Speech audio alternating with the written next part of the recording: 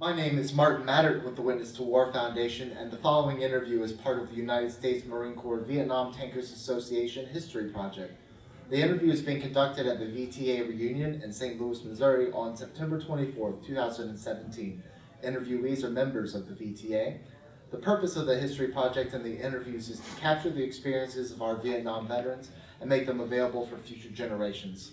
Okay, I'm Joe P. Sanders. I was a captain at the time, and I was with Charlie Company, First Tank Battalion, Third Tank Battalion in Okinawa, and then took that company to Vietnam in May of 1965. And I'm sorry, if you could repeat your unit. I'm sorry. Repeat your unit. It was Charlie Company, Third Tank Battalion, Third Marine Division, and I took Charlie Company as a part of the 4th Marines, attached to the 4th Marine Regiment, which was a 4th Marine Brigade, I think, to Chu Lai in May of 1965. Terrific, thank you very much. Okay. If you could tell me about the topic you're looking to discuss today. Well, what I would like to tell is really I was only there until October, so I'd like to talk about some of the things that happened while I was there. For instance, one of the things that I got upset about, or like I was really upset about, was that they formed what they call a reserve command group, which consisted of myself, the Amtrak captain, who was the captain of the Amtrak company, and the executive officer of the regiment. And it turned out that it was a nothing, and because of that, I did not get to go down really with my tanks. I was on a separate ship. I didn't get to see them until I landed in Chu Lai, and it was wasted time. I felt like that this should never happen, but I think what it was, they wanted to get the colonel out of the way because apparently that he didn't last. He was not the executive officer of the regiment very long. Now tell me about your duties in Vietnam. I had 2 gun tanks, but one of the gun tanks had a blade on it, and it was used for preparing positions and things of this nature for ourselves and also for the platoons if needed be. The other flame tanks I had was 3, and they provided, again, support for any unit that we decided to send them out to. And in fact, while we were down in what I call the sand pit, we were being sniped at by a sniper every night. He'd fire 1 round and then bug out just as soon as it was dark enough. You know, he'd fire that 1 round and then bug out. And I suggested to the regimental commander that I take a flame tank over there and put it over there, and then explain what could happen to him if he did that again. And we fired the flame tank at that area, and we never had another problem over there after that. Elaborate on how that blade works. Is it like a scythe sort of motion, or? No, it doesn't have much at all. It's straight on. Basically, it's just hooked up, and they can raise and lower it. There may be a little bit of angle to it, but not enough to really matter. You could technically probably use it for mine clearing if you were so inclined to. But primarily the idea was that you built a revetment which would throw dirt up so that the only thing was showing was the turret and the gun above that. We didn't really use it that much while I was there. Now, while you were company commander, how old were you about that time? Well, let's see, that was I was born in 1934, and that was in 65, so what would that make it? Subtract, about 31. Yeah, about 31 years old. So you were a good bit older than I assume most of the men in the unit. Tell me about the struggles being a leader out there in Vietnam at that time. Well, you know, the problem is that I didn't really have that many people that's directly under me. I have the platoon leaders, and so I didn't spend much time at all. And that was one thing that really upset me, because if I had been on the same ship with my tank people, I would have been dealing with them. It's really hard to get out and meet the individual gun tank people whenever you're a company commander, because you do meet the lieutenants and the sergeants generally, but you don't necessarily get really acquainted with the crew. So that was one thing that I found that was disappointing in the situation that I was in. The platoons were real scattered because they were with the battalions. The battalions were out on the perimeter. Like I say, I dealt mostly just with the lieutenants, and a lot of times when they came in rather than me go out. So tell me about any of the other experiences that you were looking to share today. Well, when we first landed, our tanks were in great shape. We'd had some little operations there in Okinawa where we went out and exercised the tanks and things, and they were all in good shape. But as soon as we got in country, we started throwing tracks. Twice we threw tracks and this is where you have to break the track apart and line it back up properly and then bring it back over and pin it back together. And you can generally do that fairly easy if it's not. But this happened twice within the perimeter, and then we had one that happened outside the perimeter. Well, this really created a problem. They couldn't get it back on, first of all, because they were on a kind of a steep slope. And so we had to get the retriever out to them. So we had to wait till the next day to take it out. I went out with it, with the retriever, to get it. And they were real lucky. They were outside the perimeter, but they weren't bothered. No one apparently was interested in, I guess, bothering a tank like that at that time. And we got out there and hooked it back up, pulled it around, and got it back put together. That's the last track we threw the whole time I was there. And that, I guess it was just simply different terrain, required that adjustments, and finally they got it right, so to speak.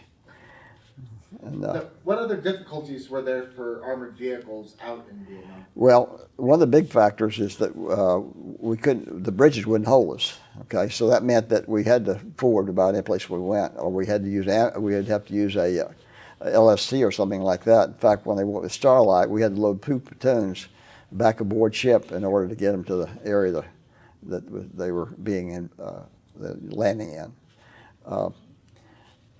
One of my platoons, whenever his battalion was relocated from where it was at in the perimeter, it was located farther west and up on a hill. It was across that river, and there was no way he could get across, as it looked like. But so he went out with the patrols until he found a way to get across the river. Good. And managed to get his platoon then up to where the regiment was at, which I thought was a really great job on his part. However, this young man made a mistake. I went out to visit him after he got up there, and I said, "Do you realize where you've got those tanks pointed at?" And he looked at me like he didn't know what I was talking about. And I says, "That's the regimental brigade headquarters that you've got them pointed at. And there's no way you can fire from where you're at." So he takes and relocates his tanks around to the other side. Well, I had told him whenever I said, "Whatever you do," I said, "do not shoot those tanks unless you have clearance from the regiment, from the brigade. I mean, not brigade, but the battalion." Well, it seems that a platoon or squad, I think it was a squad rather than platoon, came back in from a patrol, and they got clearance to use an impact area, and they started shooting into it and whatnot. And so he walked up to the sergeant and says, "You want to see what a tank can do?" And the sergeant says, "Yeah." So he fired one of the tanks into the impact area. Well, the thing was, the impact area just happened to be pointed in the direction of another battalion. And the battalion called us and says, "One of your tanks is shooting at us." And I thought, "Oh no." And so I got right on the phone. I told her to go out and pick the lieutenant up. And I got on the phone and I called the 3rd Tank Battalion. I says, "This has happened. You got to take him back." And within 15 minutes after I told them that, I got a call from the executive officer of the regiment. And I went in and he told me basically if I hadn't already done it, he would have fired me too. So, good kid, mistake. That happens. But, like I say, just simply that he just didn't use it up here. And I don't know if he just didn't realize where the units were at. He just didn't have that kind of concept. And Now, this was early on in the war. this was extremely early on in the war, yeah. Yeah, how accurate was the mapping, and what did you guys know about the Oh terrain? no, we villages? had we had maps that were good shape. I mean, they were good. They were good maps, and I had put one together, so we had a complete one of our whole area that we were in there. I don't think it went as far as where Starlight, the Battle of Starlight was. That was outside our zone. Again, there's no way that I could get a tank there because that river was not fordable. That was on the south side, and really, except this kid, doing his patrolling and whatnot, managed to find a way to get around. I didn't think we'd be able to get them up on the other side either. I thought they'd probably come back to headquarters, but yeah. Now tell me about the population density out there. How many villages were out there, and did you ever interact with this? We had a small village that was located right in the Chulai area. It was, I don't know, probably maybe 20 families or less. They had the first thing they did was set up a little bit of a sales area. You could go over there and if you saw one of the pictures I got, I picked up, they had a poncho that they had made into a rain cap type thing, It was a camouflage thing. So I picked that up. I wore it for maybe a few days, and then I went back to my regular Marine Corps cap up there. But I've got a picture of it in front of my tent with our flag up and all that, and I've got that hat on. But that was the one that was fairly close. We had an attack that occurred. I want to tell you about that. What it was, we were in, like I say, the sand pit, but there was a little sand dune. Well, we were on one side of it, and on the other side, we had our water point. That was where they had a big cloth affair that they made, kind of like a dam type thing, except it's all the way around, full of water, a tank full of water, and then they had the mess tents and whatnot over there, including the ones where they were sleeping. And we had perimeter way out, and had people that were in those perimeters. These two, we think there were two of them, walked in between them. They stopped in the middle and went over and made sure these guys were asleep. And these were clerks that were working all day and then supposed to stay awake all night, the thing, what I'm saying, one of those deals. Then they walked in to the tent. Well, they were using what apparently was a little submachine gun. It was 22 submachine gun, 22 millimeter submachine gun, if you can imagine that, a French one that they had gotten, I guess, from the French. And they proceeded to shoot the daylights out of that water point. And they had a few grenades they threw. The only person that fired back at them was my corporal, cook. And he took a shot back at him, but in the meantime, one of the grenades landed close enough so he got a fragment in the arm. And one of the other cook, who was was a Lance Corporal Bumgardner, slept through it. I think he probably had a few beers that night. I don't know, beer ration. But anyway, he slept through it, and they got a picture underneath right where his head was, and here's his duffel bag with his name on it, and here's a grenade, a dud, laying underneath there. And he said, if it went off, it would blow his head off. But it was a dud. And that was one thing. They apparently had 3 or 4 duds from that grenades, and probably 1 or 2 exploded. I remember only one of them going off, I think. But that was my corporal was the only one that was wounded. The only tragedy of this whole thing was he wasn't wounded that bad. But they called for an evac with helicopters when they got him down to the beach, which was not very far. They called for helicopters to take him out the hospital ship. 2 helicopters taking off collided, killed the crews. So just totally unnecessary. It wasn't that long until morning. They could have put him on a boat and got him out there just as quick. But they fried through those helicopters come in, and like I say, one of them they took off, and it was just one of those things. They went on through the other one. My first sergeant, I went out to visit him the next morning, and they had recovered the helicopters and had them aboard the ship, but that was really a tragedy. A couple of other things that happened. The only time I was ever heard around, truthfully, that was fired anywhere near my direction.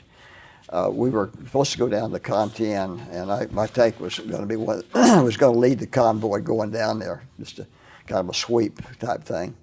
And we ran a helicopter observation of it. I got to fly along with them to see what it's like, and then they said, well, it might be nice if we go make a drive down and in between the road and the sea and just make a check down there and see what it's like. Well, my Jeep was the only one that still didn't have the snorkels on them. And we go down through this back road and whatnot, and we hit somebody fires around from the village. We go over and everybody bails out. We all go to this side, which is the ditch, and then they got the infantry that was with us. They took off and went for the village. No more rounds, nothing at all. We get there, they find the village, nobody there. They take it there, it's empty. So anyway, we go ahead and go on down the road, and lo and behold, the bridge across the stream, the middle of it is missing. So here's my Jeep cannot ford that stream. The other Jeeps can, but we can't go back the way we came because of the possibility of ambush. So we found a couple of the boards that were there, and we put them across it. The driver got up and drove up to him. We made the adjustments, and I brought him across. A little bit of time. I was the ground guide. We got across and got on back. And I get back and I find my tank is not where it's supposed to be. My XO, Dan Sullivan, had taken it on a sweep with the infantry there. And he ran into a peanut patty. And this was not like you think. This was tall, with the peanuts on about a foot wide dike type thing. Row after row after row with about 2 foot in between each dike.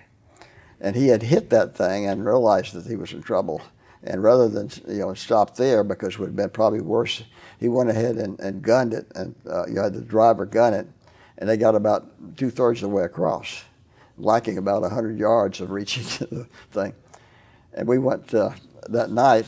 The time I got back, it was dark, and so he took the retriever over and 2 of the tanks that had searchlights, that was one of the platoons that was with us, and they lit up the area, and we put a perimeter around it, of course. They did pick up one of the locals who had come to see what all the excitement was. But the thing about it is that we had a retriever cable all the way out, and we had attached some more of the tank cables to that. And this, if you can imagine, this is extremely dangerous when you're trying to pull a tank out with that. And I had this sergeant, and if I might look at the name here again, it's Donald Siron, S-I-R-O-N. To me, he was a hero, because if you have to understand, he stood in an area where if that rope had broken or the cable had broken, they would have cut him in half. And and I wrote him up for meritorious conduct medal, and I was told it was sent back saying that no, turn it in the end of the thing. And I was really disappointed. I thought that was terrible, because he had done something that really deserved it. I mean, he had put his life on the line. First of all, if there'd been a sniper out there, in fact, somebody said we should have fired a couple of rounds off. Well, I just have one last question Sure. to wrap us up today. Mm-hmm. What do you want future generations to remember about the Vietnam War based on your experiences there? Well, I think that we have to remember that it was a political war and that we made a mistake. I think that I don't want to say that we were wasted, because I don't think we really were. I mean, the ones that were wounded and killed and whatnot. But we had a chance. If we had worked with this Viet man, he didn't like China, and I didn't like the Russians really. But he was of that nature, and if we had probably, at that point in time, went with him, But it was just simply that we got the way the world was at that time. It got us in. But I think McNamara was a rear end because he didn't understand when he was told that this was going to be a losing war. He did not pay attention. He fired the person that told him that. So keep that in mind in our present situation, okay? Well, I can't thank you enough for taking the time to share your stories with me today. It's really an honor and a pleasure. But more importantly, thank you so much for your service, Jim. Okay, thank you.